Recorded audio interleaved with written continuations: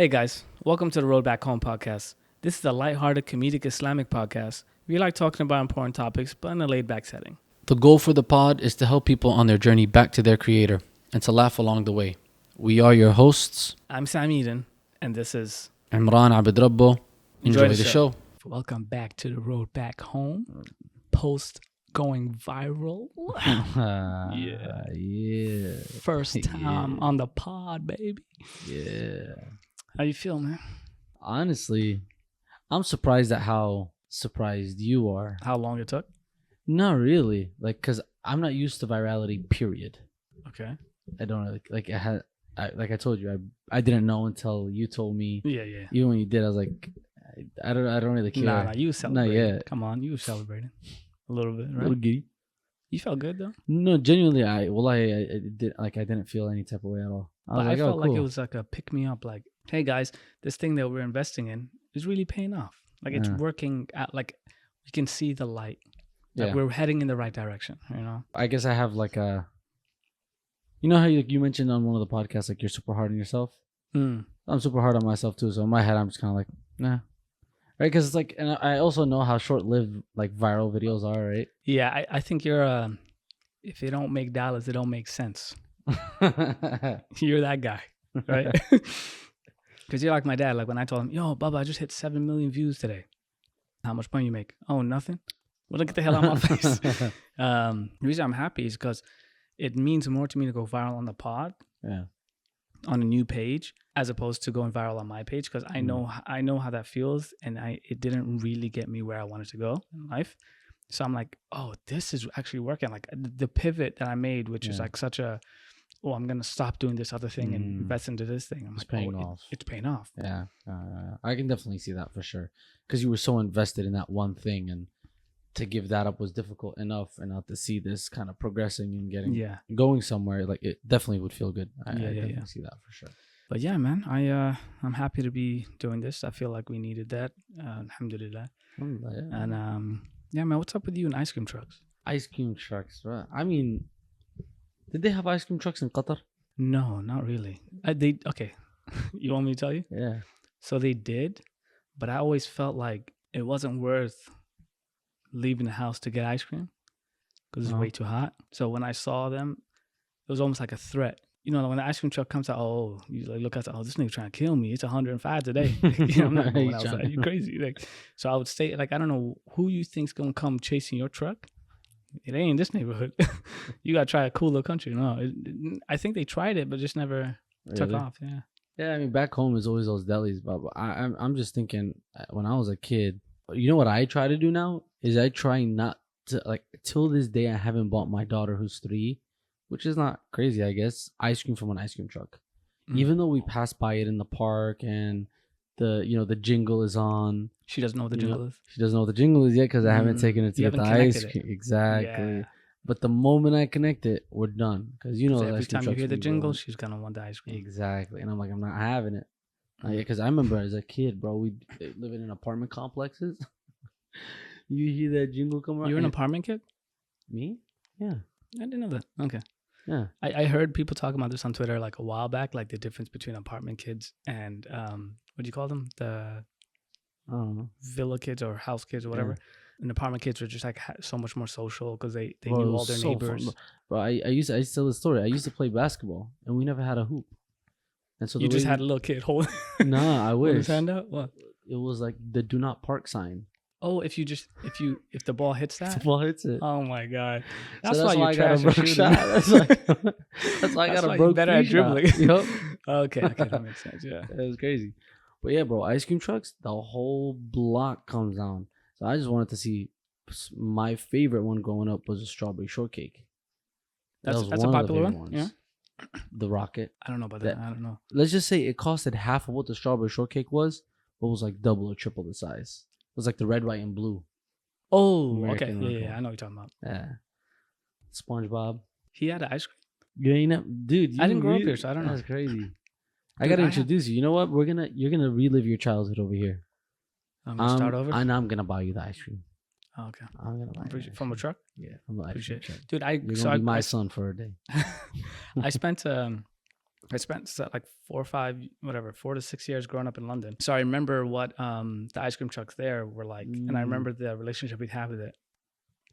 And there was a ice cream called a Twizzler, and it was like I think it was like raspberry center, and then it was wrapped. It was one of those twirly ones.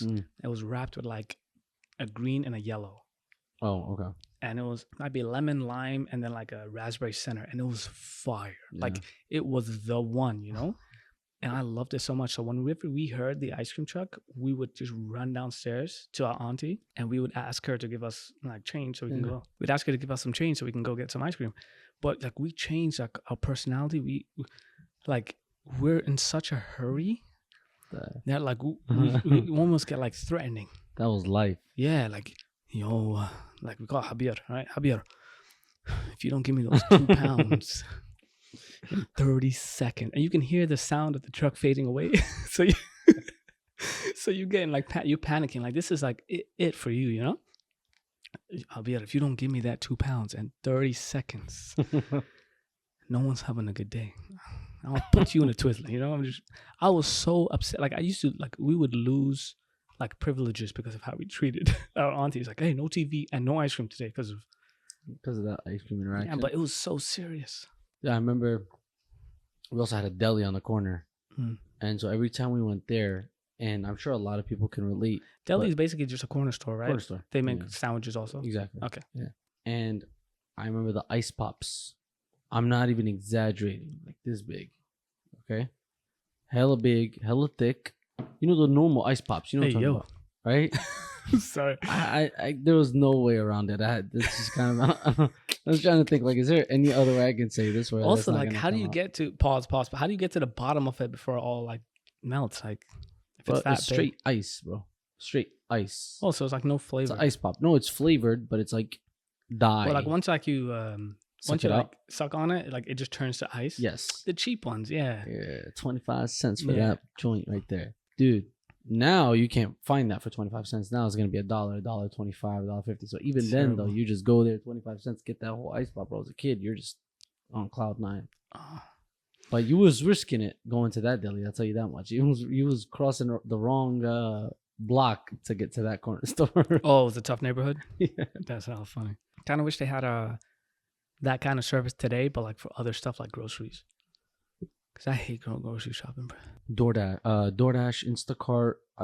I'm going broke actually now because I told my wife, I was like, look, we have to cancel the DoorDash subscription. You have a subscription? Yeah. Damn.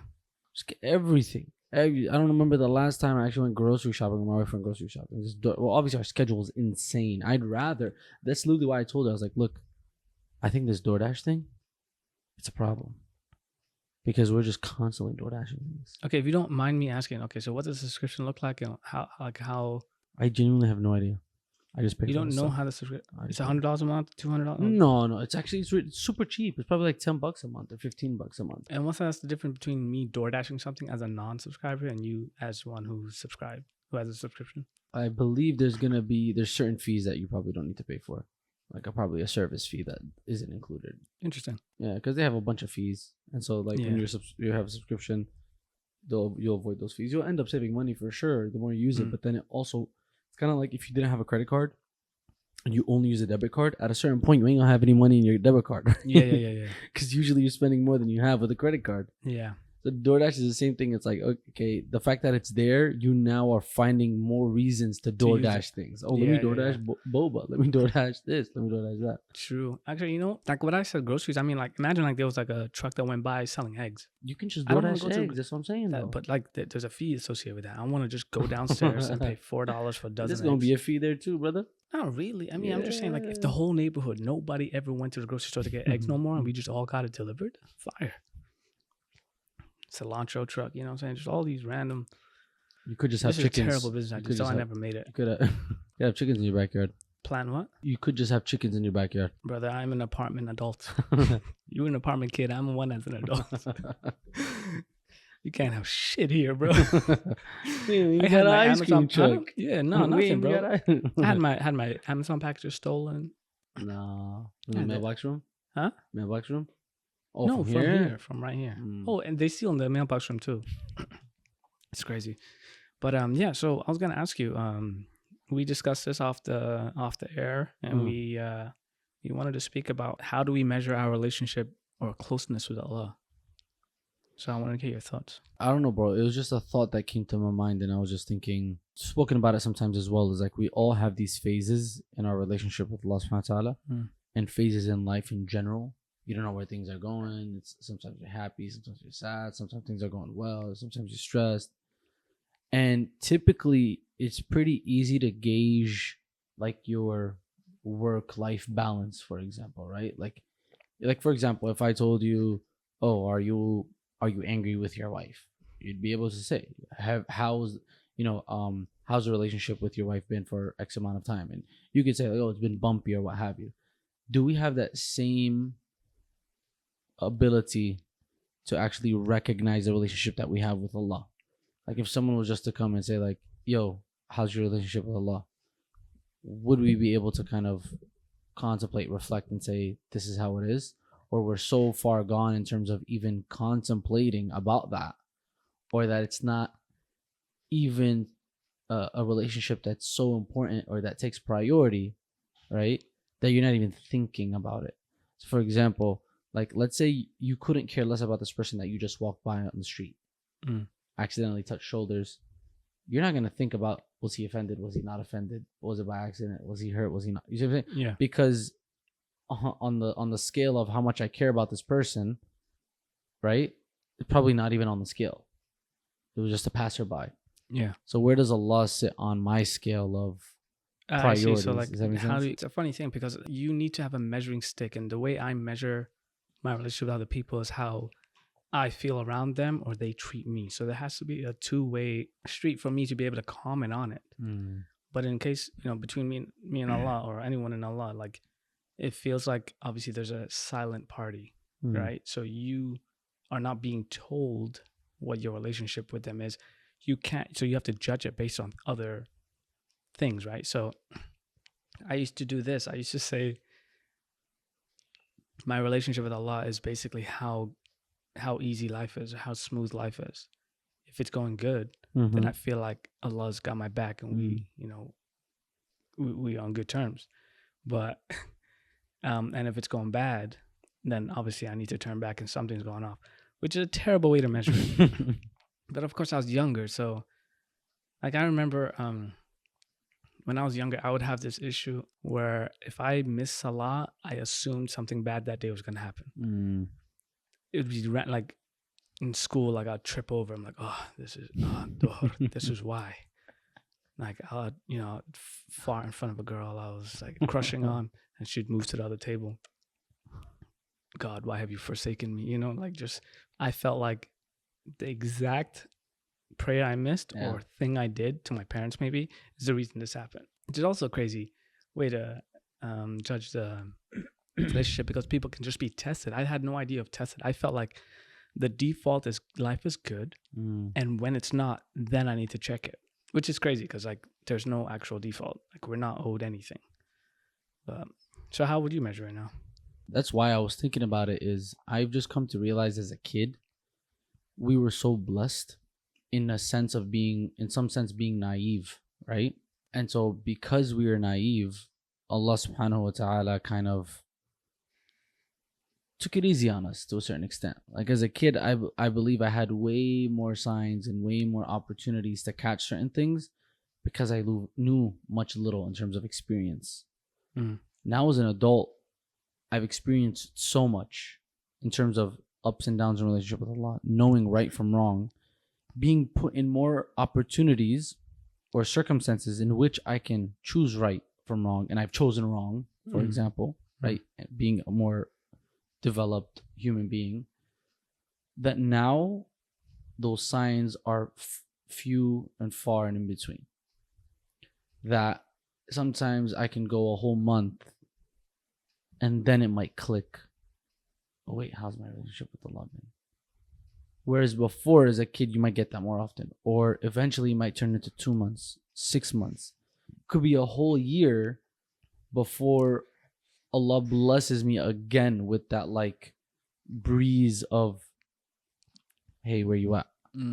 Does that make sense? So I feel like it's no, I'm so weak that it's not even in my hands or in my control anymore. Yeah. Especially as I get older, the choices that you make mean a lot more because you've experienced a lot more and you know right from wrong a lot more. So now that one wrong decision that you made at the age of 30 weighs a lot more than the wrong decision you made at the age of 15. It's saying a lot more to Allah when you make that wrong decision at 30 than when you did at 15. Yeah. Does that make sense? Mm-hmm. And so that one wrong decision at 30 can take you so much further away from Allah. Had you made that same choice at 15, it wouldn't have taken you as far away. I see. But then also I think measuring your relationship with Allah as like using the measuring stick of how often you think about him to also be problematic too. Because like I thought this is another stage of me, right? Like I thought, okay, the more I think of Allah, like the more I'm in like good standing because I'm aware of Allah. Yeah. But you can not think of Allah for like 6 months. And well, not 6 months, but like you can not think of him for like you can miss salah for like 2 salahs in a row and just like let's say you're traveling, like you're so preoccupied with where you're going, you could be going to Hajj or Umrah or something, and you just whatever things go by, you forget things, you forget to call your family, you forget like basic stuff. But I don't know if I would say that that's like a measuring stick of like okay, how close I am to Allah, right? Because sometimes like in Ramadan, like you forget you're fasting, you eat a cookie, but that cookie always tastes better. Because you knew you weren't supposed to have you didn't know, but like it was while you were fasting. That doesn't mean like Allah hates you or like you're further away from him or anything. Like just because you may forget or remember, I don't think that's a good measuring stick either. I disagree. Really? Yeah. This is how I measure. I don't think it's the best, but I'm not gonna say it's completely out of whack, right? I would say the measuring stick I use is the closeness I feel to Allah is how much I'm currently sacrificing. So a good day, how much time was sacrificed for Allah's sake? How much money was sacrificed for Allah's sake? How much anger did I suppress for Allah's sake? How much patience did I endure for Allah's sake? Every bit of sacrifice that I made, I put him first. Had you not thought about him, would you have been able to do that? Had he not been a thought in your mind in those moments, would you have been able to make that sacrifice? True. So to me, the thought is what prompts all of that sacrifice to begin with. You're void, if your mind is void of Allah subhanahu wa ta'ala, then it could even be a sacrifice. But if you're, again, it all goes back to intention, right? So it's like, if it's void of Allah, that if in the act, Allah is not present, then it's not for Allah. Then it's just another act. Then it's just a habit. Then it's just a process that has just been done, right? I got versus you. So a level you could of be consciousness. sacrificing for your ego. Could be it could be for your family, but you forgot to include Allah subhanahu wa ta'ala, that I'm doing this to please Allah. And so like one hadith that literally just came to mind, the Prophet ﷺ was mentioning like, should I not tell you of something that is more valuable to Allah subhanahu wa ta'ala than you sacrificing or giving gold and silver in charity? And for even more valuable than you meeting the enemy on the battlefield, them trying to strike your neck and you trying to strike them. I said, obviously, Ya Rasulullah, like, what is it? I said, remembering Allah subhanahu wa ta'ala, meaning dhikr of Allah subhanahu wa ta'ala. Because ultimately, that is a sign of what's in your heart. Because, and I remember talking about this, is like, when you sit down and you talk to somebody and the first thing they talk about is cars, right? And that's all they just talk about. You know they love cars.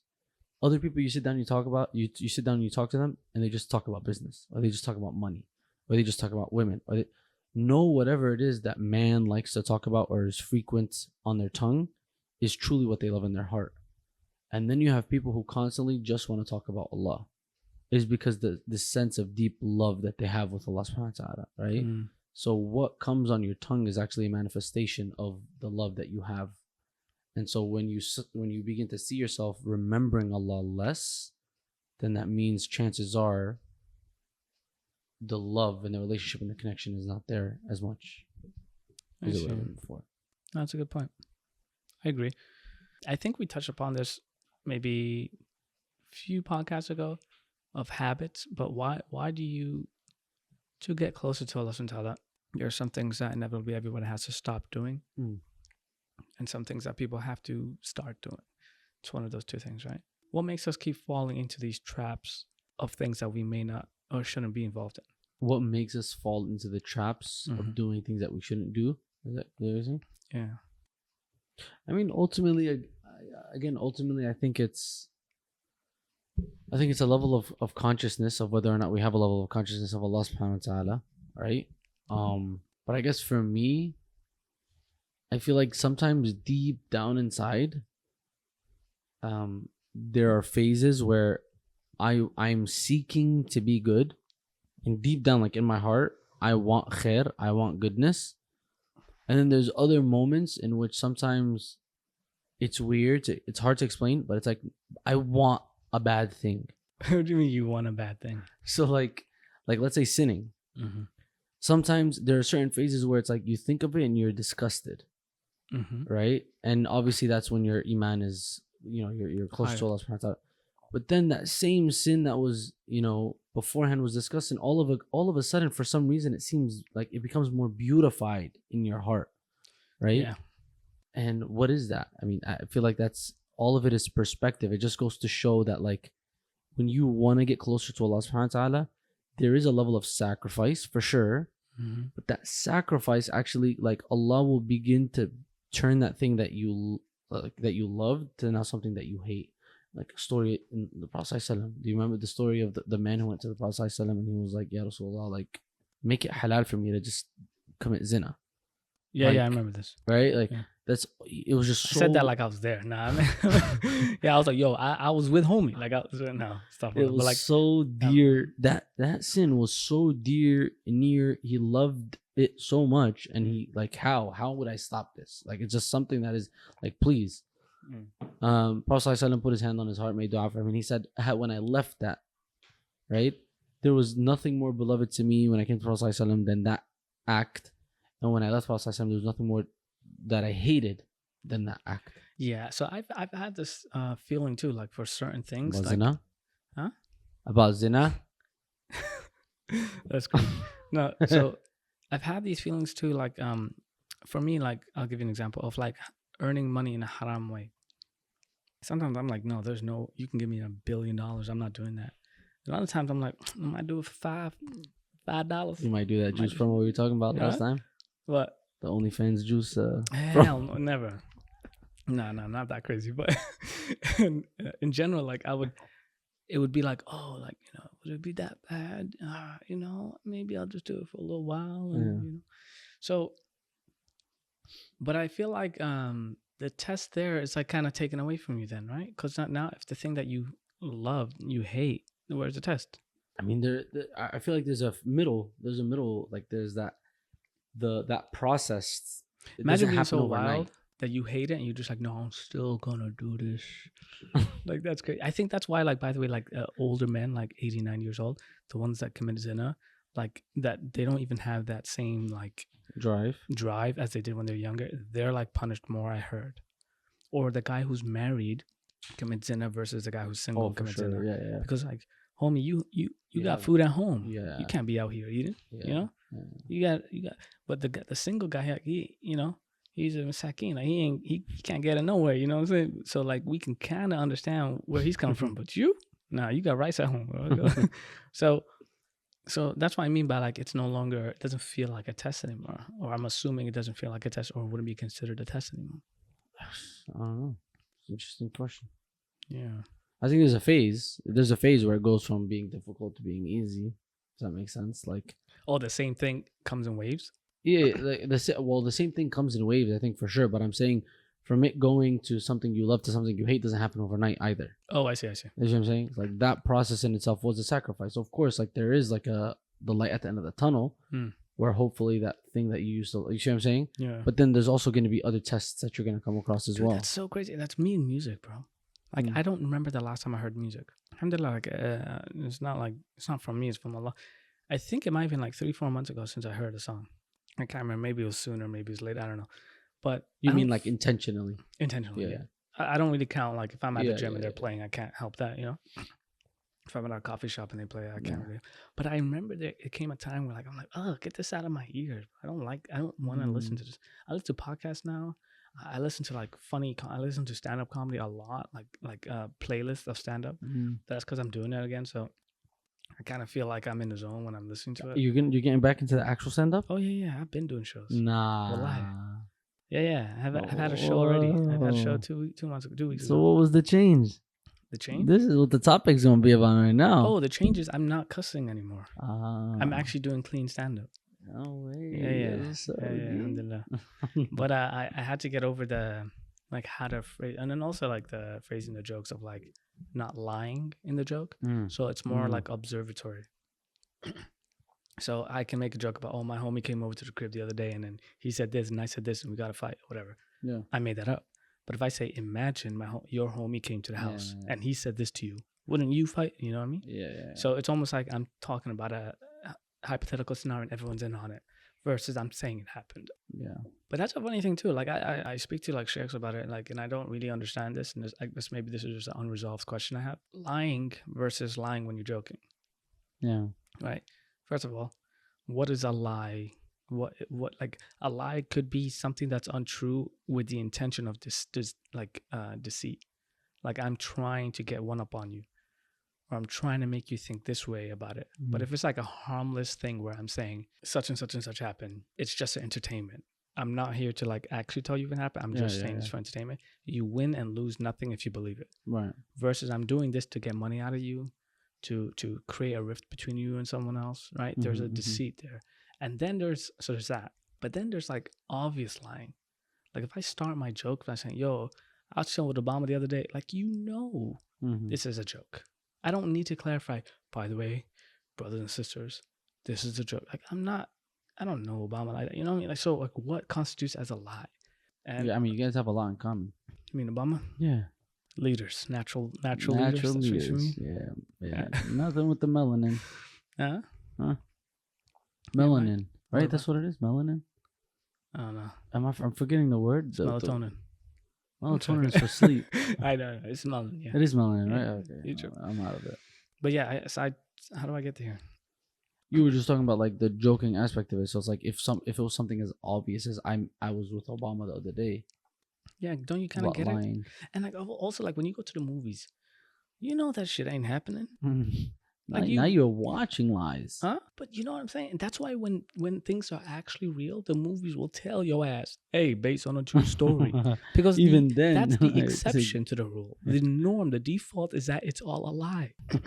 So I think stand-up should have the same understanding that, hey, everything you hear, you assume it's just for the purpose of entertainment, unless I say true story. Because that's what people do. They say true story. So if I say true story and then I tell you a lie, okay, that's on me. I get it. Or if I tell you something that could be true and I don't really make an exception, like I don't like tell you, hey, by the way, so, then I get it. But otherwise, I feel like you should kind of understand where I'm coming from. Yeah, but what was the Islamic perspective on that you were saying? For me, I'm just playing it safe. I just do observatory. Yeah. I don't even play with the lie. I just say, I think, or hey, don't you guys think? Or hey, imagine this, you know? But it's funny now because I also hated stand-up because I hated my set. Yeah. And I was so tired of doing the same jokes. And I was like, oh, this is good. So I started writing new ones. I threw some jokes out. I had to throw out like maybe 60%. Because of the cussing aspect and lying aspect? Yeah, I couldn't make, but also, cussing and lying, I couldn't make the jokes make sense anymore. So I have to write from scratch. But it's more fun now because, dude, I'm talking about like real stuff that happened to me. And like I talk about like me being bullied in school.